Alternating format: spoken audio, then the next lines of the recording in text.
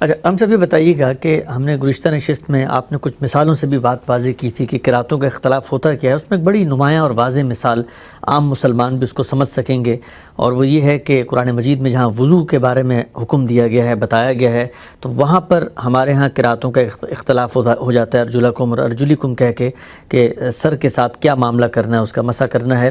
تو میرا سوال آپ سے یہ ہے کہ جس وقت مسلمانوں نے عرض اخیرہ کی اس قرات کو اپنایا، لیکن اب ایک عام مسلمان کے سامنے یہ مشکل پیش آ گئی کہ اس کے سامنے یہ پرانی قرات بھی موجود ہے، تو کیا خود قرآن مجید کی زبان، اس کا داخلی نظم بھی یہ فیصلہ کر سکتا ہے کہ اس وقت عرض اخیرہ کی قرات کون سی ہے اور پرانی قرات کون سی تھی؟ اس میں ایک لفظ کی تصحیح کر دوں، اپنایا نہیں بلکہ جو اللہ تعالیٰ نے قرات کی، جو جبریل امین نے کی، مسلمان پابند تھے کہ اسی کو آگے منتقل ٹھیک ٹھیک ٹھیک ٹھیک. قرآن مجید کے الفاظ ہیں فَإِذَا قَرَأْنَاهُ فَاتَّبِعْ قُرْآنَهُ. جب ہم یہ دوبارہ پڑھیں گے اور اس کی آخری قرات کریں گے تو اس کی آپ کو پیروی کرنی ہے. اللہ تعالیٰ نے حکم دیا ہے اس کا.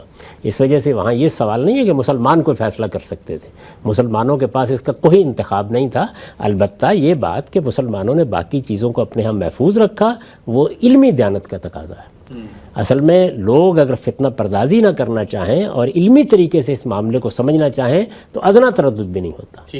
گویا ایک ایک لفظ جو رسالت پہ آپ صلی اللہ علیہ وسلم کی زبان سے کسی وقت ادا ہوا، اگر کسی صحابی کے پاس وہ موجود تھا تو اس نے آگے منتقل کر دیا. ٹھیک. اور اس نے منتقل کیا تو آگے کے لوگوں نے بھی اس کو اپنے ہاں ثبت کر لیا ہے. اس کا پورا تاریخی ریکارڈ ہمارے پاس حدیث کی کتابوں میں، قرات کی کتابوں میں، علوم القرآن کی کتابوں میں آپ کو مل جاتا ہے. بلکہ اب تو بعض اوقات مصحف کو لے کر اس کے حاشیے پر بھی بیان کر دیا جاتا ہے تاکہ وہ تاریخی ریکارڈ محفوظ رہے.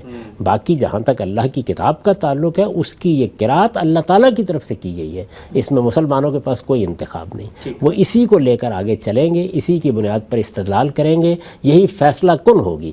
بحث کہاں سے پیدا ہوئی تھی کہ قرآن مجید اپنے بارے میں یہ کہتا ہے کہ وہ میزان ہے، وہ فرقان ہے، اور وہ فیصلہ کرے گا جب کوئی اختلافات پیدا ہو جائیں گے. تو فیصلہ کن حیثیت اس کی ہے.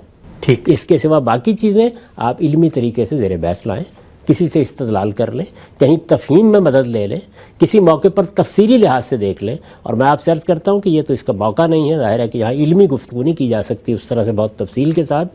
یعنی بے شمار لوگوں نے بعد میں یہ بھی کیا کہ وہ کسی آیت کی تفسیر کرنا چاہتے تھے یا سمجھانا چاہتے تھے تو اس کو بھی ایک دوسرے طریقے سے پڑھ کر سمجھا دیتے تھے. یعنی مثال کے طور پر اگر کسی جگہ قرآن مجید نے یہ کہا ہے کہ عذاب علیم ما کانوا یکذبون، کہ ان لوگوں کے لیے دردناک عذاب ہے اس لیے کہ یہ جھوٹ بولتے ہیں، تو وہ جھوٹ تھا کیا؟ وہ اصل میں رسالت میں آپ صلی اللہ علیہ وسلم کو جھٹلانے کی بنیاد پر جھوٹ بولا جا رہا تھا. ٹھیک. تو بعض لوگوں نے یہ کہا کہ اس کو ہم یکذبون بھی پڑھ سکتے ہیں. اچھا. تو یہ گویا قرات کر کے تفسیر کرنے کا طریقہ تھا جو اختیار کیا گیا. اس کو بھی سمجھنے میں لوگوں کو بعض موقعوں پر غلطی ہوئی. تو میں یہ عرض کر رہا تھا کہ قرآن مجید کے متن میں یہ کمال اور اعجاز ہے کہ جہاں کہیں معنی پر کوئی چیز اثر انداز ہو سکتی ہے، وہاں قرآن کا داخلی مطالعہ بھی اس کو اگل کے پھینک دیتا ہے. اچھا.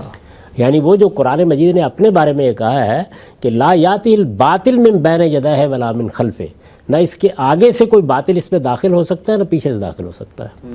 تو اگر آپ کسی غلط چیز کو اس میں داخل کرنا چاہیں گے اور وہ اس کے مضمون پر، اس کے مدعا پر اثر انداز ہو رہی ہوگی تو وہاں وہ قرائن موجود ہوں گے کہ جو اس کو رد کر دیں گے. ٹھیک. جس کی آپ نے مثال دی، آپ دیکھیے کہ وہاں پر اگر آپ مسا مراد لے لیں تو اگلا ٹکڑا جو آیت کا ہے وہ بےمانی ہو جاتا ہے. اچھا. وہ کیسے؟ اگلا ٹکڑا کیا ہے کہ اس میں یہ بیان کیا گیا ہے کہ تم اپنے ہاتھوں کو دو گے الی الکعبین، کوہنیوں تک. تو ظاہر ہے کہ یہ چیز مسے میں تو کہنے کی ضرورت ہی نہیں ہے، یہ تو دھونے ہی میں غائط بتانے کی ضرورت ہوتی ہے. اچھا، اس معاملے میں بھی اگر کوئی تردد ہو تو اسی آیت کو آگے پڑھتے چلے جائیے. تو آپ یہ دیکھیں گے کہ جس وقت تیمم کا موضوع زیر بحث آیا ہے اور وہاں بھی تو یہ بتانا تھا نا تیمم کہاں تک کیا جائے، وہاں اس طرح کوئی الفاظ نہیں ہے کیونکہ وہاں ہو گئی مسح. یہ قرآن مجید نے بتا دیا کہ مسح تو ایک علامتی چیز ہے، اس کے لیے غائط بتانے کی ضرورت نہیں ہوتی. لیکن دھوتے وقت آپ کو بتانا ہے کہ ٹخنوں تک پاؤں دھونے ہیں، کوہنیوں تک بازو دھونے ہیں. تو الی الکعبین کے الفاظ نے خود بتا دیا کہ یہ قرات قرآن مجید کی جو مصحف کی ہے وہی اصل میں اللہ کا منشا ہے.